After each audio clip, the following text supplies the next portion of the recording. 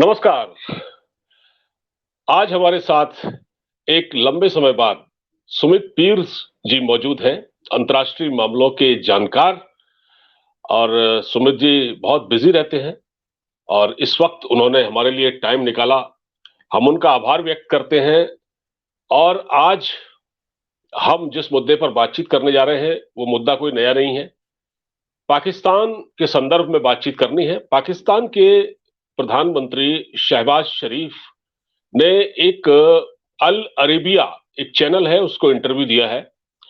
वो अ, लौट रहे थे, शायद जिनेवा गए हुए थे, वहां से लौटकर वो आए यूएई और उन्होंने वहां इंटरव्यू दिया अल अरेबिया टीवी को। और उसमें उन्होंने कहा कि हम भारत के साथ रिश्ते बेहतर करना चाहते हैं और हम ट्रेड करना चाहते हैं और हम कश्मीर समेत तमाम मुद्दों पर बातचीत करना चाहते हैं। लेकिन उसके थोड़े ही मतलब कुछ ही घंटों बाद वो पलट गए। पता नहीं किसी ने पीछे से लगाम खींच ली, क्या हुआ। और उसके बाद फिर वो अपने पुराने ही ढर्रे पर वापस आ गए, जैसा कि उनकी हिस्ट्री रही है। तो सुमित सर, अ, पाकिस्तान मदद तो मांग रहा है भारत से, क्योंकि इस वक्त आर्थिक संकट से घिरा हुआ है और कश्मीर की बात भी करता है, टेररिस्ट रोकने का कोई आश्वासन नहीं देता। तो क्या ऐसे में भारत को पाकिस्तान की मदद करनी चाहिए? देखिए, सबसे पहले पांडे जी नमस्कार, प्रणाम। आपने शो पे बुलाया, आपका आभार और सभी दर्शकों को साधुवाद। अच्छा लगता है आपके शो पे आके। पांडे जी, एक ज्वलंत मुद्दा है। पाकिस्तान तो गिरगिट है, गिरगिट की तरह रंग बदलता है। कल जब ये स्टेटमेंट आया था तो मैं एक पाकिस्तानी चैनल पे था, तो बड़े खुश थे जी साहब, आप बात करिए, ये करिए, वो करिए। मैंने कहा तुम आपका भारत के साथ ट्रेड करना कंपल्शन है, हमारा ऑप्शन है। आपका भारत के साथ अच्छे रिलेशन रखना कंपल्शन है, हमारा ऑप्शन है। आपको भारत को खुश रखना कंपल्शन है, हमारा ऑप्शन है। अरे हम अगर आप पे थूकेंगे भी, वो भी हमारा ऑप्शन है, क्योंकि थूक भी जाया होती है। तो हमारा मतलब नहीं है आपसे रिलेशन रखने का। आपकी पिक्चरों को यहाँ चलने दे मुल्ला जाट को, आपका फायदा। आपके एक्टरों को यहाँ काम करने दे, आपका फायदा। आपकी पिक्चरों को यहाँ नहीं दे, आपका फायदा। आपके लिए सब्जी यहाँ से भेजे, आपका फायदा। आपके लिए वीट यहाँ से भेजे, आपका फायदा। अभी ये रशिया से वीट मंगा रहे हैं, रशिया से वीट मंगा रहे हैं। अब यहाँ बॉर्डर पार वीट भेज दो, इनके लिए दवाई भेज दो, इनका फायदा। इनके बच्चों को यहाँ पढ़ने दो, इनका फायदा। ये एक तरफा फायदे की बात सोचते। मैंने उनको कहा, मैंने कहा देखिए, आप चलते हो शतरंज में घोड़े की चाल। घोड़ा चलता 2 कदम सीधा और एक 2.5 कदम इधर या इधर। मैंने कहा भैया, जो कंटेशियस इश्यू है, जो बोन ऑफ कंटेंशन है, वो आतंकवाद। आपने आतंकवाद को लेके बात ही नहीं। कश्मीर तो मसला ही नहीं भाई, किसने कह दिया कश्मीर मसला है? कश्मीर में सिर्फ पीओके और गिलगित बाल्चिस्तान का मसला है, जो हम लेंगे at the time and place of our choosing. तुम्हारी औकात नहीं है, तुम इनकी औकात नहीं बची पांडे जी। कश्मीर ये जीके जीपी और पीएजे को बचाए। 3 दिन का एम्यूनिशन बढ़ा इनके पास, क्या बचा है? और शहबाज शरीफ का आपने सही कहा, किसी ने ऐसी लगाम खींची कि अब बिल्कुल मुंह पे ताला पड़ गया। मैंने तब जी। यही बोला था, मैंने कहा यार, इसकी औकात है, ये बात करेगा? Is he authorised? पहले आपने एक डॉक्टर निकाला, हम 100 साल भारत के साथ पीस रखेंगे, कहाँ गया वो डॉक्टर? आपने तब बोला एस्टेब्लिशमेंट भी है, इमरान खान नियाजी भी है। अब ये बाजवा साहब कहते थे भाई हम पीस पीस पीस, कहाँ बाजवा? दुबई में छुट्टी मना रहे थे अभी बेटे के साथ। अब पता नहीं कौन से पैसे इधर उधर कर रहे थे, वो ही जाने। भाजपा का पता नहीं, इमरान खान का पता नहीं, अब नए खिलाड़ी के शरीफ साहब। अरे पांडे जी, ये बताइए 6 महीने बाद ये गद्दी पे होगा नहीं होगा, क्या पता? वैसे भी पाकिस्तान में प्राइम मिनिस्टरों का हिसाब किताब खराब खराब है। 22 प्राइम मिनिस्टरों ने, किसी ने टेन्योर पूरा नहीं किया। जनरल सब कर लेते हैं, जनरलों को एक्सटेंशन पे एक्सटेंशन मिलता है। खबर ये होगी, इस जनरल को दूसरा एक्सटेंशन मिलेगा, तीसरा एक्सटेंशन मिलेगा या नहीं मिलेगा। प्राइम मिनिस्टर के 5 साल पूरे नहीं होते। पाकिस्तान की प्राइम मिनिस्टर की औकात क्या? राजनीतिक चीजों में आपकी औकात क्या? और जब तक आप टेररिज्म बंद नहीं करोगे, और हम कैसे मांगे आपने टेररिज्म बंद कर लिया? ये जो दाऊद इब्राहिम है, हाफिज सईद है, लकवी है और ये सलाउद्दीन है, ये 5-6 हमें दे दो as a token of appreciation. तो हम आपकी बात पे शुरू का विश्वास करना शुरू तो करें। क्यूआर है, ये क्वालिफाइंग रिक्वायरमेंट है टेररिज्म को रोकना। अगर टेररिज्म को रोकने के प्रमाण हमें ग्राउंड पे नहीं मिल रहे हैं, आप अलतकिया बोल रहे हो। It is not even your intention, it is अलतकिया। आप मजबूर हो अभी, आप मजबूर हो और भारत को खुश करने की बात करो। मैं आपको बताऊं पांडे जी, पिछले 2 हफ्ते से मैं पाकिस्तान चैनलों पे इधर जब सब पे जा रहा हूँ, तो मुझे ये चीज, मुझे रुझान सुनाई दिया, मुझे बड़े प्यार मोहब्बत की बातें सुन, मुझे कोई कह रहा है सुमित भाई आपकी आवाज बहुत दूर दूर तक जाती है, आप तो प्यार मोहब्बत की बातें करो, इस लंग को रोको, पाकिस्तान हिंदुस्तान को आगे बढ़ना चाहिए। मैं कहा मेरी बात सुनो, हिंदुस्तान आगे बढ़ चुका, पाकिस्तान वही है। पर कल शहबाज शरीफ ने एक ढंग की बात की, उन्होंने एक ढंग की बात की, आई अप्रिशिएट हिम। पहले तो गलत बोल गए, 3 जंगें हार लड़ी हमने, हमें अपना सबक मिल गया। तो शाह लड़ी तो 4 जंगें हैं, पर ये उन्होंने मांगा उन जंगों का मलबा पाकिस्तान पे गिरा, भारत पे नहीं गिरा। भारत का आप देखिए वर्चस्व कहां पांडे जी, और पाकिस्तान कहां फंसा पड़ा है। जंगों से तबाह हो बर्बाद हुआ है पाकिस्तान से, जंगों से हिसाब किताब टाइट हुआ पाकिस्तान का, भिखारी हुआ पाकिस्तान।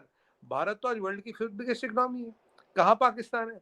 और ये जो एड वेड पाकिस्तान में रहा पांडे जी, ये कितने दिन चलेगा? 1 महीना, 2 महीना, 3 महीना, चलो 6 महीना चल गए। 6 महीने बाद कौन सी दूध शहद की नदियां बहने लगी पाकिस्तान में? पाकिस्तान का रिकवरी मॉडल क्या, पाकिस्तान का इकोनॉमिक मॉडल क्या, पाकिस्तान में ऐसा क्या बदलेगा जिससे पाकिस्तान बदलेगा? सच्चाई है, कुछ नहीं बदलेगा। और आपको क्या लगता है आसिम मुनीर पाकिस्तान को बदलने देंगे? इनका प्रेडेसेसर भाजपा बिलियनर बन के गया पांडे जी, इसको बिलियनर नहीं बनना, इसको भी बिलियनर बनना। इसके साड़ू, इसके संधी साड़ू भी सोचे कि हम भी अमीर बनेंगे। अरे ये तो लूटने का लाइसेंस मिला है, कैसे छोड़ दें इसको? और आप बताएं, अब इससे आपको पता लगता है कि देखिए हमारी राजनीति हमेशा सटीक रही है। हम पाकिस्तान के प्रधानमंत्री की तो औकात ही नहीं मानते। और ये कौन है? ये शरीफ है, नवाज शरीफ का भाई। इसके साथ जरदारी भी है, इसके साथ भुट्टू भी है। तभी भी इनकी नकेल कस दी गई घंटों में। तो आप बताइए किस पाकिस्तान की बात कर रहे हैं, कौन से ट्रूस की बात कर रहे हैं? पहले कहते हैं हमें ट्रेड मिनिस्टर चाहिए, we want a business with India. फिर बिलावल भुट्टो कह रहा we don't want a business with India, it's not the time to talk to India. फिर उनका एक अहमकाना और वाहियात स्टेटमेंट आता मोदी जी को लेके, क्यों भैया जब तुम्हारे घर में खाने को नहीं है दाने, तो तब तुम्हें पापा की याद आ गई, तब तुम्हें ट्रेड की याद आ गई, तब एड मांग लो ना, दे देंगे। पांडे जी मैं तो कह रहा हूँ एड मांग लो, भीख मांग लो, घुटने पे आ जाओ, बोलो खुदा के नाम पे कुछ दे दो, दे देंगे। पर ये जो ट्रेड के नाम का लॉलीपॉप और रिलेशन नॉर्मलाइज करने का लॉलीपॉप, ये नहीं चलेगा। ये जहादी वहाबी मेंटालिटी वाले लोग हैं, पूरे का पूरा पाकिस्तान रेडिकलाइज्ड है। आप उनके वीडियो देखिए, यूथ के वीडियो देखिए, हर एक के सारे के दिलो दिमाग में गजवा हिंद का ख्वाब दौड़ता, और ये हमें कहते हैं कि हम तुमसे बातचीत करेंगे। ये सब अलतकिया है, अलतकिया। मैं आपको शुरू से कह रहा हूँ अलतकिया। जब इनकी कोई चाल नहीं चलती तब अलतकिया पे आ जाते हैं। पर इन्हें लगता है ये 1962 का भारत है, ये गुजराल का भारत है। नहीं, ये मोदी का भारत है। न झुका है, न झुकेगा, न आंख उठा के बात करता है, न आंख झुका के बात करता है, बल्कि आंख से आंख मिला के बात करता है। और लोगों की उसकी उनकी औकात दिलाने की पूरी सलाहियत रखता है। जरूरत पड़ती है पांडे जी तो घर में घुस के भी मार आते हैं। ये पाकिस्तान जान गया। और लास्ट पॉइंट आपको बताऊं, मैं इस पे एक आर्टिकल लिख रहा हूँ, 2-4 दिन में आ जाएगा ऑर्गेनाइजर पे। भारत का फायर पावर और आर्सेनल इतना बढ़ गया है पांडे जी, पाकिस्तान ख्वाबे गफलत में भी ये ख्याल नहीं सोच सकता कि मैं भारत से जंग लड़के जीतूंगा। Our arsenal is so big now, Pakistan के बस का ही नहीं है। तभी शरीफ न्यूक्लियर वॉर की बात कर रहे थे। भगवान न करे न्यूक्लियर वॉर कभी ना हो, अगर कभी हो तभी भारत का एक हिस्सा जाएगा, पाकिस्तान तो पूरा सुहा हो जाएगा। तो ये फिदायीन काइंड के लोग हैं, ये फिदायीन मेंटेलिटी रखने वाले लोग हैं। इन्हें मरना मारना, गाजी, गजनवी, कातिल, काफिर और गजवा हिंद, ये 4-5-6 स्टेशनों में इनकी सुई अटकी पड़ी है। जहां तक इनकी राजनीति की बात करें पांडे जी, ये कि कंधार से शुरू होती है, कश्मीर में खत्म होती है। इनके लिए दुनिया जो है कंधार से कश्मीर तक ही है। और बस यही वही आप देखिए, 160-170 रुपए आटा जा रहा है, चावल है नहीं, क्लाशनिकोव लेके आटा जा रहे हैं। पर कश्मीर का ख्वाब अब भी पाल रहे हैं, जहादियों का अब भी पाल रहे हैं। अरे स्टेटमेंट देना होता, अगर आप में राजनीतिक वर्चस्व होता, आप आतंकवाद को लेकर स्टेटमेंट देते ना। बोलते हम दाऊद इब्राहिम को हैंड ओवर करने को तैयार है, सलाउद्दीन को ले लो, लखवी को ले लो, मसूद अजहर को ले लो अगर वो जिंदा है तो, और ये क्या नाम है इसका, हाफिज सईद को ले लो। चलो ये 5 दे दो, बात बनेगी, कहीं दिखेगा आपका इंटेंशन। बट आप भारत को भरगला नहीं सकते, आप भारत को बेवकूफ नहीं बना सकते। वो दिन गए। मोदी जी ने एक स्टेटमेंट दे रहा था पांडे जी, याद होगा आपको, जब उनकी स्वेरिंग हुई थी, उन्होंने कहा था मेरा नाम ये है, मैं आजाद भारत में पैदा हुआ हूँ। लाहौर की गलियां, सिंध के कुलचे और केपीके की नानों से मेरा कोई लेना देना नहीं है। आजाद भारत में पैदा होने का मतलब है Pakistan is a hostile and enemy country. जिनके तार जुड़े थे पांडे जी वो तो निकल लिए, जिनके तार जुड़े थे वो निकल लिए। अब ये आज़ाद भारत में पैदा हुआ प्रधानमंत्री और पाकिस्तान की औकात समझता भी है, पहचानता भी है, और उनको उनकी औकात दुनिया पे दिखाने का पूरा प्रयत्न किया है। बिना एक गोली चलाए पाकिस्तान के खात कटोरे में भीख का कटोरा रख दिया और वो भीख मांगता फिर रहा, जूते घिस गए पाकिस्तान की भीख मांगते मांगते। ये है मोदी जी की चाणक्य नीति। इस चीज की दुनिया कायल है सर। बिल्कुल ठीक कहा सर आपने। मैं आपका ध्यान एक स्टेटमेंट के ओर दिलाना चाहूंगा। शहबाज शरीफ जब वही अल अरबिया टीवी पर मुखातिब थे, तो उन्होंने, देखिए ये हर जगह ना अपने एटम बम का जिक्र जरूर करते हैं। परमाणु शक्ति संपन्न राष्ट्र हैं हम, भले ही भीख का कटोरा हाथ में हो, लेकिन परमाणु शक्ति संपन्न राष्ट्र है। तो वहां भी देखिए वही ब्लैकमेलिंग वाली टोन कि देखिए हम तो दोनों एटॉमिक पावर हैं, हम तो एटॉमिक पावर हैं, हम नहीं चाहते कि बदकिस्मती से कोई जंग छिड़ जाए, इससे किसी का फायदा नहीं होता। वही हाथ में फिर वो एटम बम का जिक्र, फिर वही ब्लैकमेलिंग। और एक और चीज, पाकिस्तान के जो एयरफोर्स है पाकिस्तान की, उसके जो पूर्व एक एक्स एयरफोर्स के ऑफिसर हैं जो रिटायर्ड हैं, शायद चीफ रहे एयरफोर्स के, सम अमन नाम है उनका। उन्होंने एक स्टेटमेंट दिया कि बालाकोट एयर स्ट्राइक जब भारत ने की थी बालाकोट पर, तो वो कहते हैं जनाब कि हमने तो उस वक्त भारत को बख्श दिया। मैं आज स्टेटमेंट पढ़ रहा था किसी अखबार में उनका, हमने तो भारत को बख्श दिया, हम चाहते तो कम से कम उनके 7-8 फाइटर प्लेन गिरा देते। वो तो हमने सोचा यार इससे केवल तनाव बढ़ेगा, छोड़ो। मतलब देखिए एहसान कर रहे हैं हमारे ऊपर। और शहबाज साहब के हाथ में जो है एटम बम, वही जैसे शेख रशीद के हाथ में पाव पाव के हुआ करते थे।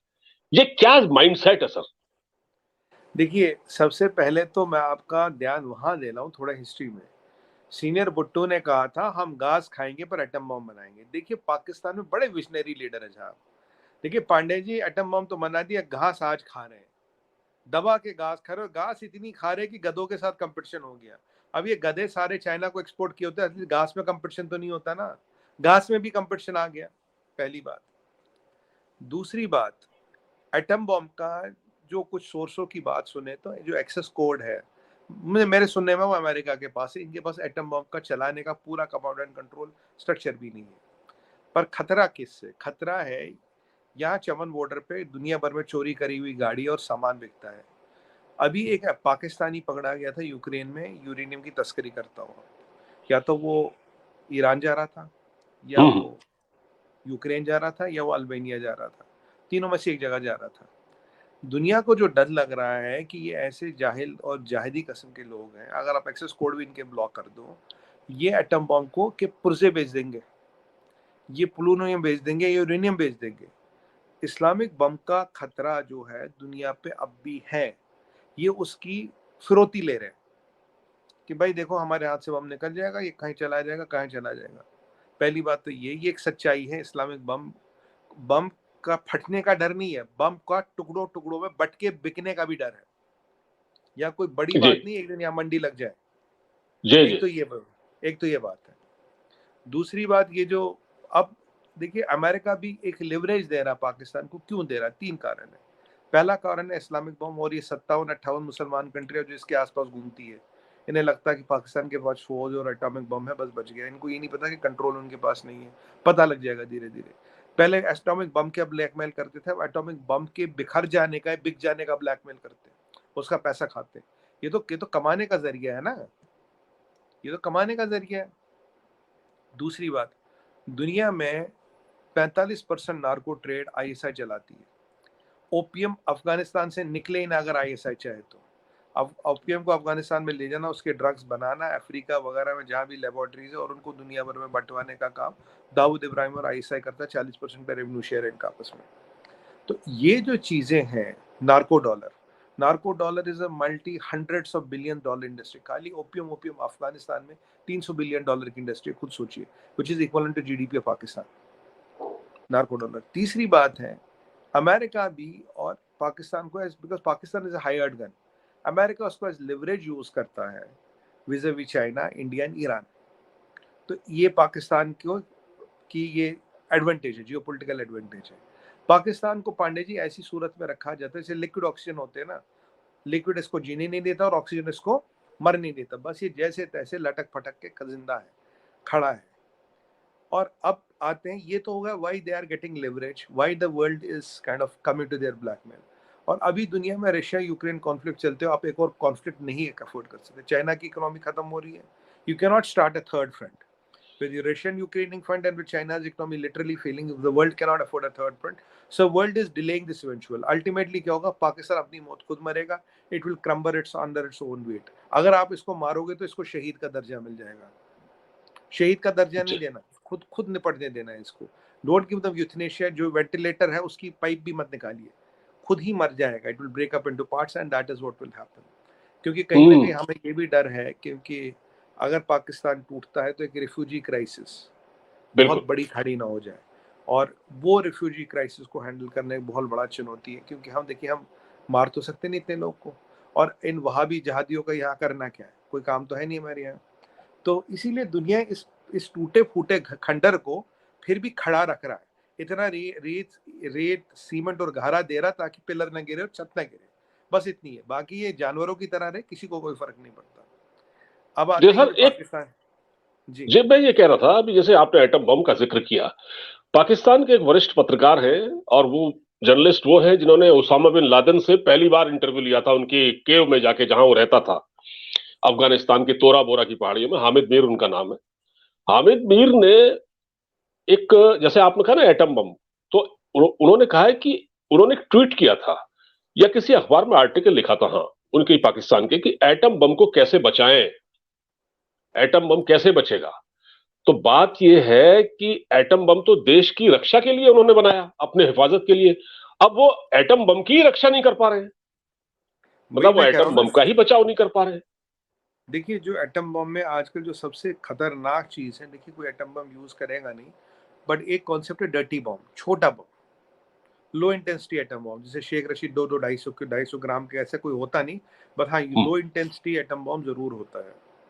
और आज अगर आपके पास रेडियो यूरेनियम एक्टिवेटेड या प्लूनियम है, तो आप इतना बड़ा कोर न लेके इतना छोटा कोर भी बना सकते हो। You can detonate a very small bomb. बाकी सामान सब आजली मिल जाता है, पर यूरेनियम की एनरिचमेंट और जो फ्यूजेस वगैरह होते हैं, that is a proprietary technology. अब ये जो यूरेनियम की तस्करी दुनिया भर में हो रही है, किस लिए हो रही है? पावर प्लांटों के लिए तो हो नहीं रही।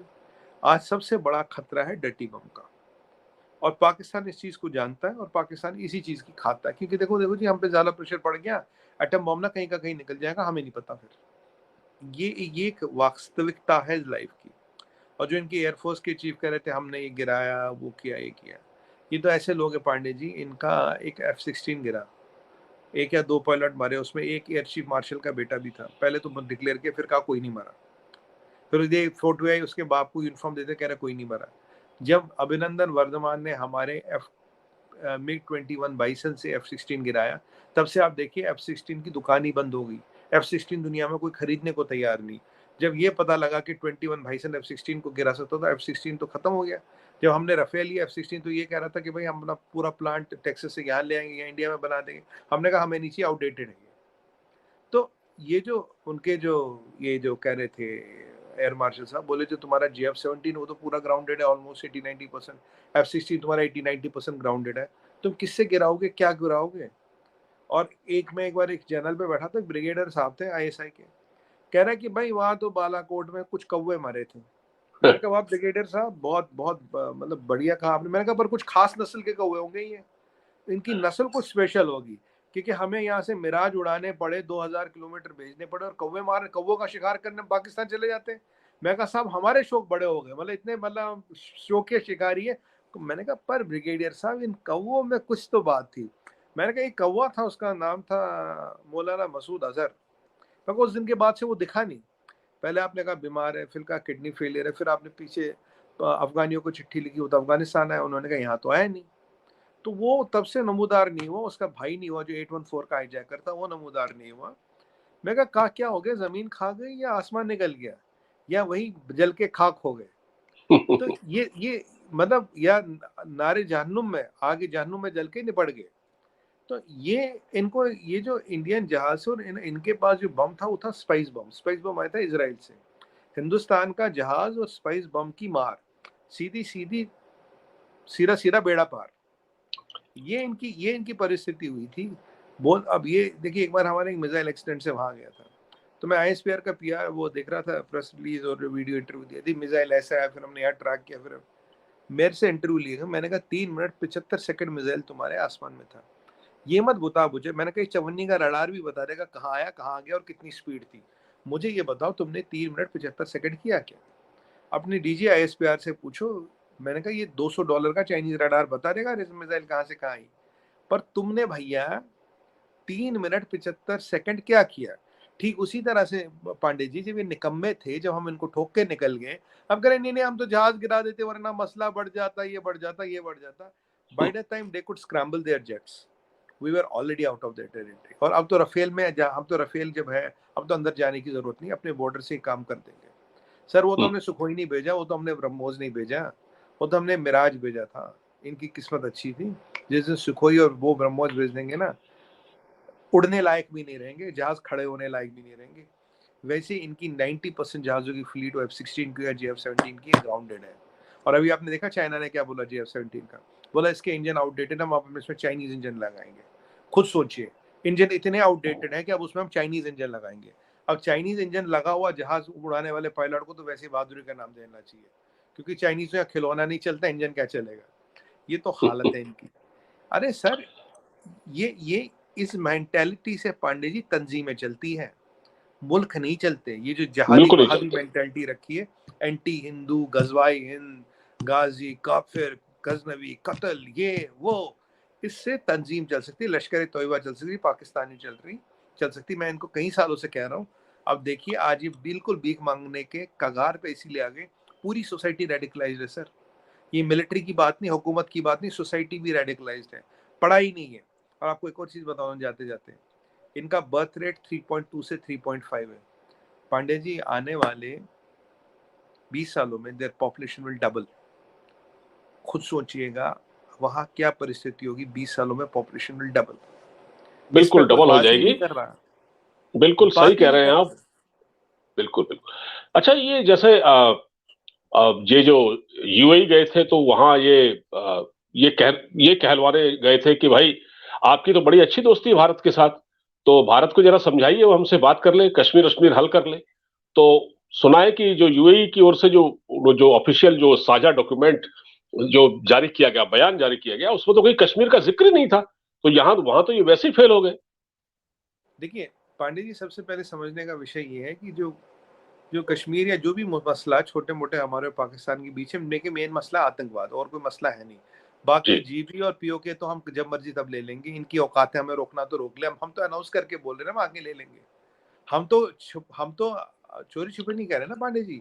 माननीय राजनाथ सिंह जी ने, माननीय अमित शाह जी ने तो अनाउंस किया है ना, मेरे पार्लियामेंट में कहने कहा से है। कुछ नहीं होता। हमने तो अनाउंस किया हम जी आगे ले लेंगे। जी इनको तो ये होना चाहिए कि अगर अगर बचा सके तो बचा ले, अगर औकात है तो बचा ले। सवाल तो ये है ना। और अब दूसरी बात, जो भी मसले हैं ये बायलैटरल इश्यूज हैं। इसमें ना अमेरिका का लेना देना, ना रशिया का, ना फ्रांस का, जर्मनी का, ना यूएई का, ना मोरक्को, मोरतानिया, अल्जीरिया या सोमालिया, किसी का कोई लेना देना नहीं है। तो ये जो पाकिस्तान इसमें जबरदस्ती गुगली खेल रहा था, थर्ड पार्टी को घुसाने की कोशिश कर रहा था, क्योंकि कहीं ना कहीं यूएई का बन जाएगा, कल को रशिया बन जाएगा, कल को आपको याद होगा एक अमेरिका के एक डिप्लोमेट है, उन्होंने कहा जी आपका LAC में चाइना ने एग्रेशन किया। तो मुझसे किसी ने इंटरव्यू में पूछा, मैंने कहा ये हमारा चाइना का मतलब है, अमेरिका क्या कहता क्या नहीं कहता डजंट मैटर। तो यहाँ हमें एक चीज की सावधानी बरतनी पड़ेगी, कहीं ये हमें जबरदस्ती एक इसमें थर्ड पार्टी खड़ी करने की कोशिश न करें। हमारा बायलैटरल इशू हम सॉर्ट आउट करेंगे, प्यार से होगा प्यार से करेंगे, मार के होगा मार के करेंगे, ठोक के होगा ठोक के भी आ जाएंगे। तो ऐसी क्या बात है, लात भारत बात का और तो मुलाकात, लात बिल्कुल, बात भारत और का तो सर, मुलाकात तीनों आती है हमें। भारत का तो ये शुरू से स्टैंड एकदम साफ रहा है कि ये तो बायलेटरल इश्यू है, इसमें तीसरी पार्टी दखल दे ही नहीं सकती। मतलब ही नहीं। और ये बात तो उस वक्त डोनाल्ड ट्रंप से भी कह दी गई थी और इस बाइडेन से भी, सबसे कह दिया गया है। बिल्कुल लेकिन सर ये बात सही है कि हमको अब पाकिस्तान की चिकनी चुपड़ी बातों पर नहीं आना चाहिए। खुद प्रधानमंत्री मोदी भी एक बार स्टेटमेंट में कह रहे थे, मैंने डिट्टो यही वर्ड थे कि यार ये बात बड़ी चिकनी चुपड़ी करते हैं, अरे आइए बैठिए हमारे साथ बात कीजिए, सर। पीछे से खंजर घोंपते थे। सर चिकनी चुपड़ी ने अल तक किया है ये। जब सारे हथियार फेल होते था, इस हथियार का यूज किया जाता है। ये फ्री हथियार है और सबसे घातक हथियार है। देयर इज अ बिल्कुल। टेक्निकल टर्म अल तकिया, दिस इज ऑल अल तकिया, यू कैन नॉट हाँ ट्रस्ट दिस। बिल्कुल बिल्कुल बिल्कुल। पांडे जी हमें तो अब नसों में हरारत जो है और खून में जो गर्मी है सब समझ आती है, दिक्कत कोई नहीं। हमारे तो नाड़ी देख के स्वास्थ्य पता लगता है ना, हम शक्ल हाँ देख के हाँ आदमी का भविष्य बता सकते हैं। इनका तो जी, पूरा नक्शा खींच देते हैं पांडे जी। पूरा पूरा बिल्कुल बिल्कुल सही कहा। और जिस देश में सिविल सोसाइटी की कोई से न हो, और जिस देश में एक जाली जमहूरियत हो, फर्जी किस्म की, फौज पीछे से पूरा कंट्रोल करती हो, एक बार शहबाज शरीफ या नवाज शरीफ कहे कि हम बातचीत करना चाहते हैं, पीछे से फिर वही लगाम खींच जाती है, खींच दी जाती है। किससे बात की जाए? पाकिस्तान दरअसल एक रोग स्टेट है, एक दुष्ट किस्म का राष्ट्र है, इसको इस पर भरोसा करने की जरूरत नहीं है। सर, आपने वक्त निकाला, बहुत बहुत धन्यवाद आपका हमसे बातचीत करने के लिए। एक नए विषय के साथ आपके साथ फिर एक बार बातचीत करेंगे। बहुत बहुत शुक्रिया, धन्यवाद। जय हिंद, जय भारत। पांडे जी आपने बुलाया, आपका धन्यवाद। सभी दर्शकों को साधुवाद। जय हिंद, भारत माता की जय, वंदे मातरम। जय श्री जय श्री राम।